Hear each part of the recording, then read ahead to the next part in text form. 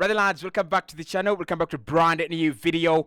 Arsenal have bottled it to Aston Villa, and my problem is with Mikel Arteta in this game, because every single thing he did right from the beginning of the game to the end of the game was wrong.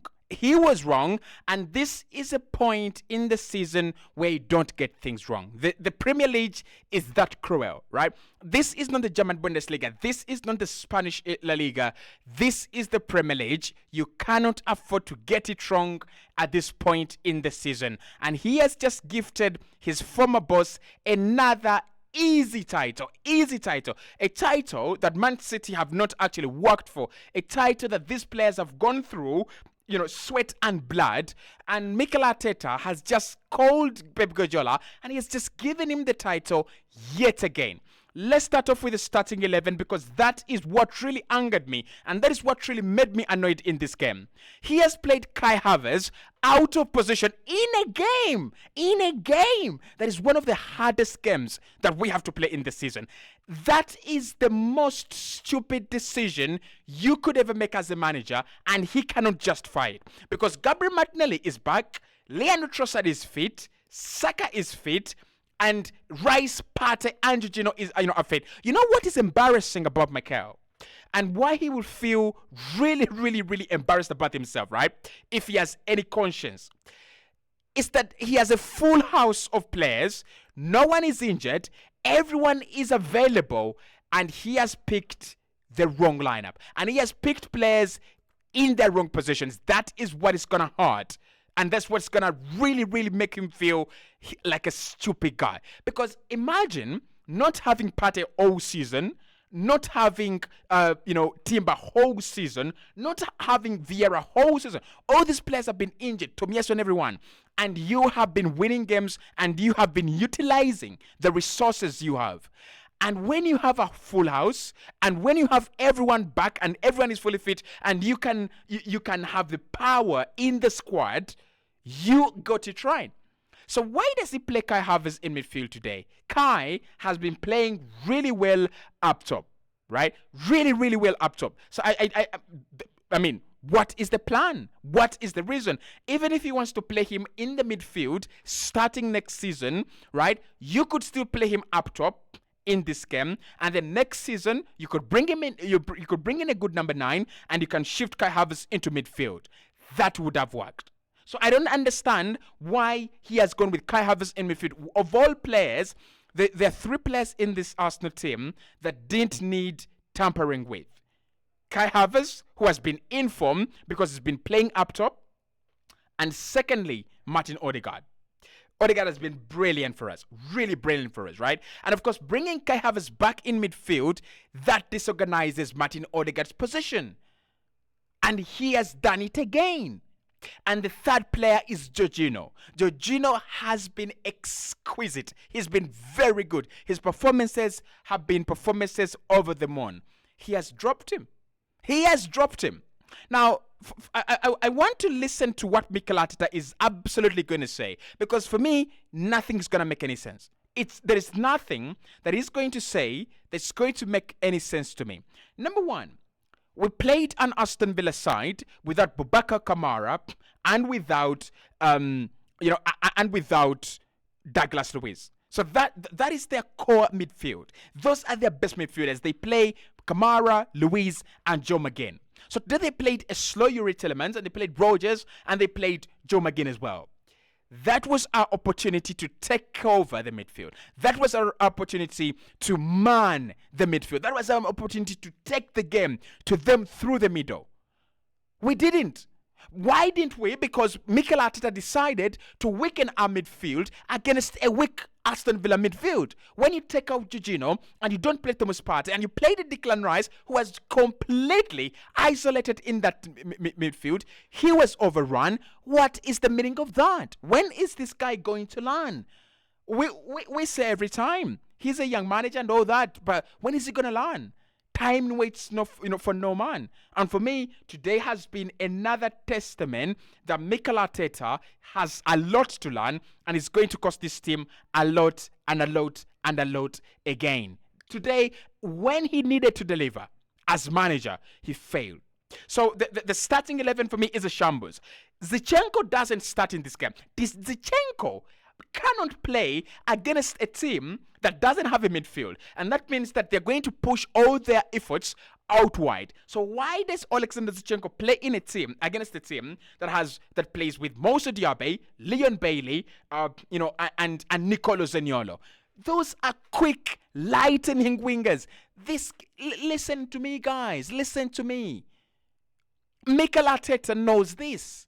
He knows that because Unai Emery, who doesn't know Unai Emery? When he goes to a team, when the first signings he make, wingers, Chikwueze at Villarreal, look at Aston Villa. Moussa Diaby, he's reignited life in Leon Bailey's career, and he's also brought in Nicolo Zaniolo.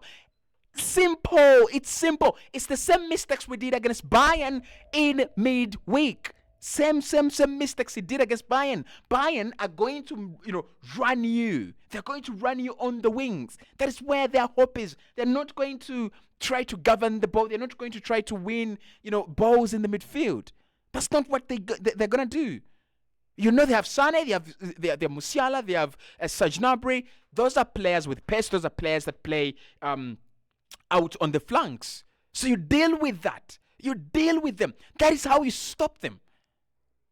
And he has played with Alexander Zinchenko. And where does the goal come from? The goal comes from Alexander Zinchenko leaving that area completely. It's completely open. Where is he?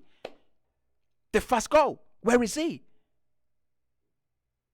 It's a shambles from Mikel Arteta. A shambles from this guy. It's a big shambles from Mikel Arteta. He got it wrong. He absolutely got it wrong. There is nothing more to say about it. There is nothing more to say about it. Let's talk about the substitutions, because maybe some of you will actually have some answers for me, because I don't have the answers. I don't have the answers. For the substitutions, what is he doing, right? He has gone and taken off Martin Odegaard. Martin Odegaard in that game was our best player. So he has gone and taken off Martin Odegaard, right? He's gone and taken off Martin Odegaard, our best player, in a game where we need to win. He's the only creative player. He's the only guy that is trying to make us score. You look at the chances that we have had in that game, they're courtesy of Martin Odegaard. Okay, so how in the hell have we managed to take off our best player going forward, and we brought on an Emil Smith-Rowe, a player that has played one good game against the worst team in the league? And you brought on Tomiyasu. Every single time he was trying not to concede. Takes off Ben White, brings on Takeru Tomiyasu. Why?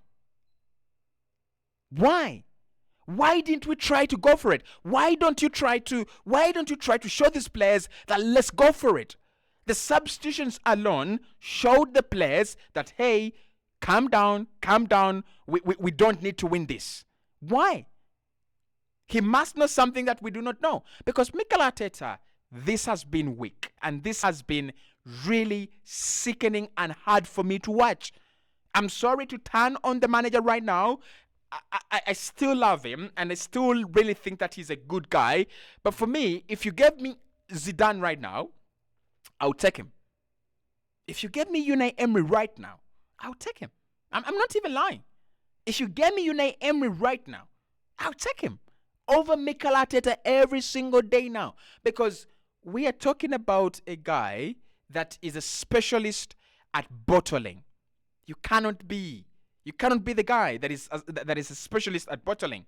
You bottled top 4 3 seasons ago. You bottled you bottled the league last season. You bottled the league again this campaign. What the hell is going on? But you better as well get rid of him.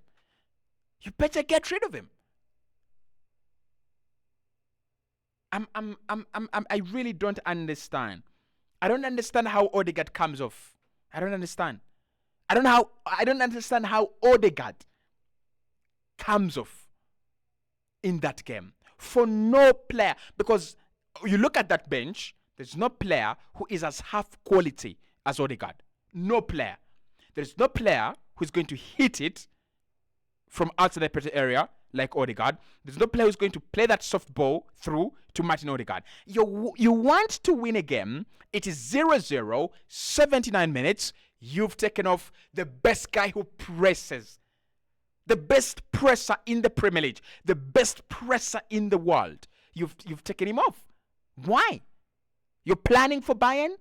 Even if you go through to the semi-finals of the Champions League, you're not beating Man City. You're not beating Real Madrid. Focus on the prize. The prize has been the Premier League. Focus on the prize. And we have bottled it courtesy of Mikel Arteta. This one is on you. This one is on Mikel Arteta. It's not on the players. This one is not on the players. He played players out of position. Done. It is done. Right? It is done. He has played players out of position. He has destabilized his system. You have a winning formula. You know, this is funny with Mikel. And it's what he did last season. Because last season, he kept on substituting Martin Odegaard and bringing on, was it who? I don't know. And I'm like, dude, he is your best creative player. You've got to understand that. There is no way, listen, there is no way Madrid are looking for a goal. It's 0-0. Madrid are looking for a winner. And they're like, Vinicius off. Modric off. Who else? Rodrigo off. There's no way. Because those teams understand the power of, a star in your team. And I thought Mikel Arteta understood it as well, because it doesn't really take off Saka. He doesn't take him off. But for me, if you want to show that there is an area you need to address, you take off Saka. You take off Trossard. You take off Gabriel Jesus. You take off Zinchenko. Because Zinchenko had cost us earlier, and we were lucky to walk away with it. It hits the crossbar, and it gets out. Take him off. No?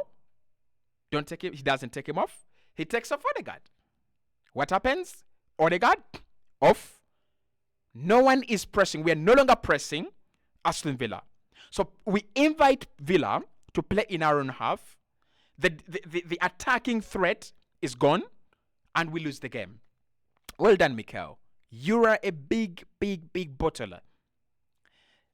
Mikel Arteta should be a Spurs manager. Because at the rate at which he's bottling silverware, he needs to be a Spurs manager. Give him to Tottenham Hotspur for free. He needs to be a Tottenham Hotspur manager, because that is where you bottle everything. That is where you bottle to 4, you bottle everything. And yeah, it's business as usual.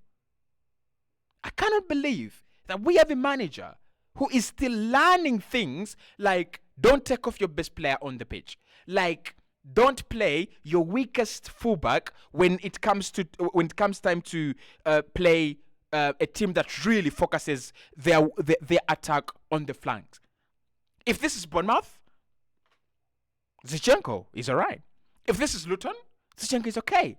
The games were going to come where Alexander Zinchenko would have been called for. Man United are absolutely toothless in the attack. Play your Alexander Zinchenko. The games were gonna come. But Mikel decided to leave it early. He couldn't cope the pressure. Arteta couldn't cope the pressure. So he couldn't cope with the pressure. He's bottled it. We're now waiting for...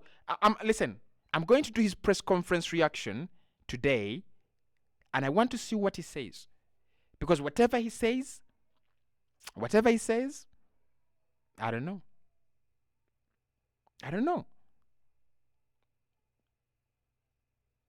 You can't win games without pressure. And this is what I don't understand with Mikel Arteta. If this Arsenal side beat Fulham in December and West Ham in December, those are 6 points.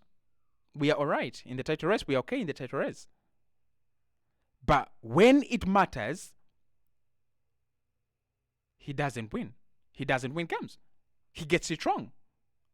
When it doesn't matter, he gets it right. Look at the FA Cup. He gets it wrong.